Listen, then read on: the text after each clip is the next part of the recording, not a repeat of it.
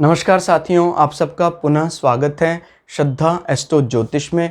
आज हम लोग कवर करने वाले हैं वृश्चिक लगन की कुंडली में यदि केतु तृतीय भाव में बैठे हैं तो क्या फल है। हम ये भी कह सकते हैं वृश्चिक लगन की कुंडली में मकर राशि का केतु किस प्रकार का फल देता है। तो आइए शुरुआत करते हैं आज की क्लास का। लग्न से गिनेंगे तो ये आता है तीसरा भाव, तृतीय भाव। तीसरे भाव में जो पराक्रम का भाव है, मकर राशि का केतु पड़ रहा है। तो मकर राशि हालांकि जैसे कुजवत केतु कहा जाता है, मंगल के समान कार्य करने वाला केतु कहा जाता है, अकेला बैठा हुआ। और अगर कुजवत है तो निश्चित रूप से ये कहीं ना कहीं सूर्य के हाउस में बड़ा एंजॉय करेगा, मंगल के हाउस में एंजॉय करेगा। लेकिन यहाँ लीक से हटकर जैसे मंगल शनि के हाउस में एक्सेल्ड कर जाता है मकर राशि में, इसी प्रकार से केतु अपने ट्रेंड से अलग प्रकार का फल देता है। और कर्क राशि में ऐसा कहा जाता है कि राहु शुरुआती जो रिजल्ट देता है खराब देता है। जैसे जिस अंग में बैठा है राहु उस अंग को खराब करेगा। लेकिन जैसे किसी फांसी पर झूल रहे या किसी फांसी का जो फैसला हो चुका है उस अपराधी पर राजा दया करके उसको अभय दे देता है, उसी प्रकार से कर्क राशि और मेष राशि के राहु जातक को क्षमा कर देते हैं और बहुत अच्छे परिणाम देते हैं। तो आपको ये ध्यान रखनी, ये जो लीक से हटकर बात है कि कर्क राशि में केतु तभी अच्छा फल देगा जब चंद्रमा 7 हो या चंद्रमा इस भाव से 1, 4, 7, 10 में हो। अदरवाइज कर्क राशि में केतु अच्छा फल नहीं देता है। केतु मकर राशि में सेटिस्फैक्टरी रिजल्ट देता है। क्लियर हो गया? तो वो इस बात को समझना है। अब मकर राशि अगेन मटेरियल गेन की बात करता है। केतु मटेरियल गेन से हालांकि अलग है, लेकिन जो कार्य क्षेत्र में एक डेडिकेशन है, कार्य क्षेत्र में निस्वार्थ भाव से लगे रहने वाली भावना है। ठीक है, आप किसको स्टैंडर्ड मान रहे हैं उससे मतलब नहीं है, लेकिन स्टैंडर्ड तो यही है कि कर्मण्येवाधिकारस्ते मा फलेषु कदाचन। ये आपके दशम भाव का स्लोगन है कि कार्य आपको पूरा मेहनत से करना है, लेकिन उसके फल के लिए लालायित नहीं रहना, लिप्त नहीं रहना, नहीं तो गड़बड़ हो जाएगा। तो जो डिटैच होने वाली प्रॉपर्टी अपने कार्य के लिए, वो केतु यहाँ दिखाते हैं। तो तृतीय भाव का केतु आदमी को कम संवाद वाला बनाएगा, फॉर्मल कम्युनिकेशन ज़्यादा नहीं करेगा वो, लेकिन उसके बावजूद भी समाज में यही मैसेज जाता है कि ये व्यक्ति बोलचाल में अच्छा है। याद रखिएगा, जो भी ज़्यादा बोलचाल वाले प्रोफेशन है उसके लिए कुंडली सुटेबल नहीं मानी जाती है। केतु का ज़्यादा बोलचाल में देखिए, आध्यात्मिक कोई गुरुजन है जो कहीं इस प्रकार के पदवी में, वो द्वितीय भाव के केतु का फायदा लेकर अच्छा अध्यात्म ज्ञान डिलीवर कर सकते हैं, लेकिन कम शब्दों में। इसी प्रकार से केतु अगर तृतीय भाव में बली भी हो रहे हैं तभी भी ज़्यादा बोलचाल वो नहीं करेंगे। ठीक है, वो जो बोलेंगे अच्छा बोलेंगे, लेकिन कम बोलेंगे, ज़्यादा नहीं बोलेंगे। ठीक हो गया? शनि अगर साथ बैठे हों फिर तो कहना ही क्या है, फिर तो केतु फुल सपोर्ट दे देता है शनि को कि सर आप जो कहेंगे, फिर अपने मोक्षा वाले पार्ट को साइड में रख देता है। अगर शनि बैठा हो फिर ऐसा आदमी फॉर्मल कम्युनिकेशन में बहुत अच्छा होता है। उसकी बातों में हमेशा ही प्रजातंत्र, डेमोक्रेटिक सिस्टम, सेवकों का महान आदर, ये सारी बातें छलकती हैं। क्योंकि स्वग्रही होकर बैठा हुआ है केतु, जिस प्लैनेट के साथ बैठता है उसके बल को अगर फेवर कर दे तो कई गुना बढ़ा देता है। तो शनि अगर यहां बैठा हो तो वो 2 गुना नहीं, कई गुना ताकतवर माना जाएगा फिर। ठीक हो गया? और तीसरा भाव अगर केतु अकेला बैठा है तो आदमी इनिशिएटिव, यानी वो ज़्यादा ध्यान बॉदर नहीं करता है कि कब इनिशिएटिव लेने हैं, लेकिन समाज में पता नहीं क्यों इसका नेगेटिव इम्पैक्ट नहीं जाएगा। भाई केतु इन मामलों में ज़्यादा रिस्पॉन्सिबिलिटी अच्छे से नहीं निभाने वाला है, लेकिन इस प्रकार की भावना, मतलब इस प्रकार का माहौल होने के बाद भी आपको कभी तीसरे भाव का अपयश नहीं झेलना पड़ेगा। जैसे ऐसा हो सकता है कि आपने कोई इनिशिएटिव नहीं लिया और अचानक, लेकिन आपके बहुत ज़्यादा प्रयास ना करने के बाद भी आपका इनिशिएटिव कम एफर्ट्स में ही बहुत अच्छा चला गया। इस प्रकार का भाव तभी देखने में आता है जब केतु जैसा प्लैनेट मजबूत स्थिति में तृतीय भाव में इफेक्ट डाल रहा है। एक तो आदमी छोटी छोटी चीजों को प्लानिंग करने में लगा हुआ है, वो तब जब तृतीय भाव में राहु बली है, छोटी छोटी बातों को प्लानिंग करता है और जबरदस्त इनिशिएटिव होता है उसको दिखने में। इस व्यक्ति का इनिशिएटिव ज्यादा चाहे अच्छा ना हो, लेकिन उसको अच्छे इनिशिएटिव के रिजल्ट सदैव प्राप्त होते हैं। तृतीय भाव छोटे भाई बहनों का है। अब संवाद ज्यादा नहीं होता छोटे भाई बहनों से, लेकिन छोटे भाई बहन कभी अलग हो जाए ऐसा नहीं है, पड़ोसी साथ देंगे। क्लियर होगा। शनि अगर कमजोर है तो ईसोफेगस, आहार की नाल में और सांस की नली में आपको दिक्कत आ सकती है। क्लियर हो गया। तृतीय और चतुर्थ भाव दोनों का स्वामी शनि है। अगर शनि कमजोर हो तो फेफड़ों में भी समस्याएं आ सकती हैं, सांस की नली, फेफड़े, हृदय में भी समस्या आ सकती है। रिजल्टेंट शनि के पास है। केतु इंस्टेंट इफेक्ट को बढ़ा या घटा रहा है, तो इंस्टेंट इफेक्ट तो ये अच्छा ही माना जाएगा। तृतीय भाव होता है छोटी छोटी यात्राओं का। जब इस प्रकार की स्थिति बनती है तो आदमी छोटी यात्राओं से कहीं ना कहीं फायदा लेता है। और केतु क्योंकि प्रायः इसका रुझान धर्म के प्रति है, मोक्ष के प्रति है, तो कई बार ऐसी स्थिति में ऐसा भी देखने में आता है कि व्यक्ति, क्योंकि यहां अगर केतु बैठे हैं तो यहां राहु बैठे हुए हैं,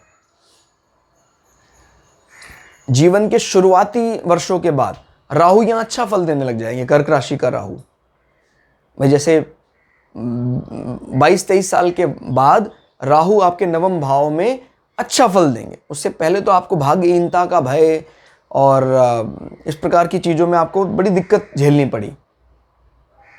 मेष राशि में भी ऐसे ही है राहु का।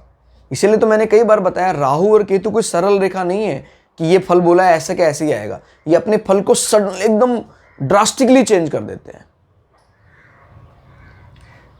क्लियर हो रहा है। तो वहां पर वो धार्मिक यात्राओं से फायदा कर रहा है, यहां पर ये छोटी धार्मिक यात्राएं भी करा देता है। भाई अगर इस प्रकार का केतु संबंध बनाता है तो कई बार जातक अपने जहां वो रहता है उसके पास में ही कोई उसका कोई ऐसा तीर्थ स्थान है जहां वो मंथ में 1 बार 2 बार ऐसे जाने का विचार करता है। तो क्योंकि केतु बोलते हैं गंगा स्नान करवाता, अगर अच्छी स्थिति में बैठा हो गंगा में डुबके। और तीसरा भाव होता भी छोटी यात्राओं का, तो छोटी छोटी यात्राएं इस प्रकार की वो करता है। और इस तृतीय भाव से ही अगर हम जैसे अगर अंदाज़ा लगाएं, ये आपके चतुर्थ भाव से द्वादश है। जो भी घर संबंधी व्यय होता है, घर संबंधी खर्चा होता है, वो हम तृतीय भाव से देखते हैं। तो घर पर जो भी आपने पैसा लगाया है उसका प्रभाव कैसा होगा। अगर तृतीय भाव का संबंध अच्छा है तो घर पे जो भी आदमी इन्वेस्टमेंट करता है, घर पर करने वाला व्यय हमेशा उसको फायदा दिलवाएगा। क्लियर हो गया। अब जैसे इस भाव का स्वामी इसका मित्र है, या अब तो एक ही है वो, मैं आपको एक एग्जांपल देके बता रहा हूँ। जैसे मान ली 3 नंबर 4 नंबर, तो चंद्रमा तो बुध को मित्र ही मानता है। अगर वो चंद्रमा के घर में बैठ जाता है, हालांकि यहां से गिने तो वो 12, लेकिन अपने से 2 बैठ गया वो। यहां से गिनेंगे तो वो 12 नंबर है, लेकिन अपने से 2 में बैठ गया है वो।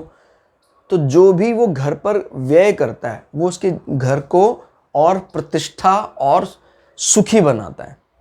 यहां पर तो दोनों का मालिक एक ही है, शनि है, और तृतीय भाव में कोई बड़ा दोष भी दिखाई नहीं देता। तो घर पर करने वाला व्यय सदैव उसके सुख को बढ़ाने वाला होगा, बशर्ते अभी हम सिंगल प्लैनेट की बात कर रहे हैं, दूसरे प्लैनेट का कोई नेगेटिव प्रभाव ना बने। ठीक है। दृष्टियों की बात करते हैं। 1 2 3 4 5, यहां बैठकर केतु 5वीं दृष्टि आपके सप्तम भाव में बनाए हुए। और वृषभ राशि में केतु का प्रभाव सामान्यतः अच्छा नहीं माना जाता है। वृषभ राशि में राहु अच्छा माना जाता है। तो यहां केतु आदमी को अपने पार्टनर से बिछो का कारण बन जाता है। दोनों में सेपरेशन हो सकता है, पति पत्नी में सेपरेशन का कारण बन सकता है। याद रखिए, यही अगर केतु पॉजिटिव संबंध बना लेता तो फिर वो पार्टनर को दूर तो करता है, लेकिन वानप्रस्थ के लिए वो पार्टनर के एग्रीमेंट के बाद ही कोई इस प्रकार का विचार रखता है। वो तो तय है। देखिए, अगर सप्तम भाव में केतु का प्रभाव है तो वो कहीं ना कहीं सातवें भाव से उसका ना मोह भंग हो जाता है। जैसे वो समझ जाता है कि जो सप्तम भाव है मेरा पार्टनर, अगर केतु का अच्छा प्रभाव है तो समझ जाता है कि भाई जीवन का परम जो सुख है या जो मोक्ष है वो यहाँ से नहीं निकलता है। तो फिर उसको वो अपनी ताकत बनाता है। मैंने बताया आपको कि सातवां भाव किसी कुंडली का सबसे बड़ा तप है, और फिर वो अपने पार्टनर को भी एग्री कराने में कामयाब हो जाता है कि हमें 45-50 साल के बाद बेशक से साथ रहे, लेकिन वानप्रस्थ रहना पड़ेगा, शारीरिक संबंधों से परहेज करना पड़ेगा। क्लियर हो गया। और केतु अगर जैसे नीच का दृष्टि डाल रहा है, क्योंकि यहाँ राहु उच्च का फल देता है, तो केतु फिर ये डिटैच करता है बिना एग्रीमेंट के। हालांकि गुस्सा या झगड़ा केतु के स्वभाव में नहीं है, लेकिन डिटैच तो कर ही देता है। गुप्त रूप से चुपचाप अलग करना, इस प्रकार के गम तो दे ही देता है। और ऐसा व्यक्ति बिजनेस डील के लिए भी ज़्यादा अच्छा नहीं कहा जा सकता। अगर शुक्र भी कमज़ोर है तो निश्चित रूप से सातवां भाव बहुत ज़्यादा कमज़ोर हो गया है, तो बिजनेस डील उसके क्रियान्वित नहीं होंगे, उसका फल निष्फल हो जाएगा। उसका जो भी बिजनेस करेगा अपने नाम से, उसको फ़ायदा मिलने वाला नहीं है। उसके इंटरनल सेक्सुअल ऑर्गन में कहीं ना कहीं दिक्कत आ सकती है। लाइक उसको यूटेरस में किसी महिला को, पुरुष को टेस्टिकल्स में कहीं ना कहीं कुछ समस्या आ सकती है। फंगल डिजीज़ हो सकता है, उसको कोई इरप्शन हो सकता है, दाद, खाज, खुजली, फंगस, इस प्रकार की चीज़ों में केतु को रिस्पॉन्सिबल माना जाता है। हालांकि स्किन डिजीज़ के लिए बुध को भी देखते हैं हम, लेकिन ऐसे कहा जाता है कि भाई केतु को भी स्किन डिजीज़ हैं, कुष्ठ रोग हैं, लेप्रोसी है, तो वो भी हम जोड़कर देखेंगे।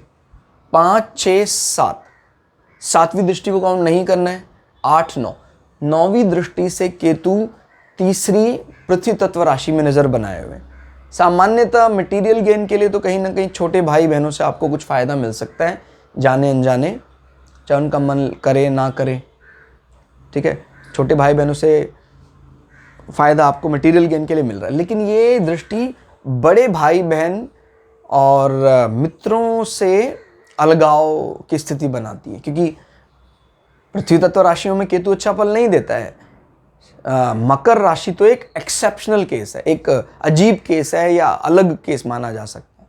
बाकी कन्या राशि में जब दृष्टि डाल रहे हैं केतु अकेले, हाँ बुध वहाँ उच्च का होकर बैठ जाए या स्वग्रही होकर बैठ जाए, तो फिर इस प्रभाव को काउंट नहीं करना है, इसके बुरे प्रभाव को। फिर सिर्फ इतना ही देखना है कि बुध के बल को केतु कई गुना बढ़ा रहे हैं, बस। क्लियर हो गया। और क्या हो सकता है? घुटने का निचला हिस्सा, पिंडलियों में दर्द रहना, केतु की दशा अंतर्दशा में चोट लगना, घाव का निशान, ये सब चीजें आपके 11वें भाव में दिखाई देती। मटेरियल गेन के लिए धन प्राप्ति आ रही है कहीं ना कहीं तृतीय भाव से। फॉर्मल कम्युनिकेशन का इस्तेमाल कर भी कहीं ना कहीं कुछ आदमी पैसा कमा सकता है। लेकिन जो संबंधी हैं और जो शरीर के अंग हैं, उनको यहाँ केतु की दृष्टि कमजोर करती है। तो कुल मिला के देखा जाए, केतु यहाँ बैठकर तो अच्छा फल दे रहे हैं, लेकिन जो ये 2 दृष्टियां डाल रहे हैं उससे फलों को बिगाड़ने का काम कर रहे हैं। तो result is just passing marks या सेटिस्फैक्ट्री रिजल्ट हैं, बहुत ज़्यादा अच्छे परिणाम नहीं कहे जा सकते हैं। तो ये था केतु का तृतीय भाव में फल। क्लास आपको कैसी लगी कमेंट करके जरूर बताइएगा। मिलते हैं अगली क्लास में, तब तक के लिए जय श्री भगु पराशरा, जय श्री शुक्राचार्य, नमस्कार।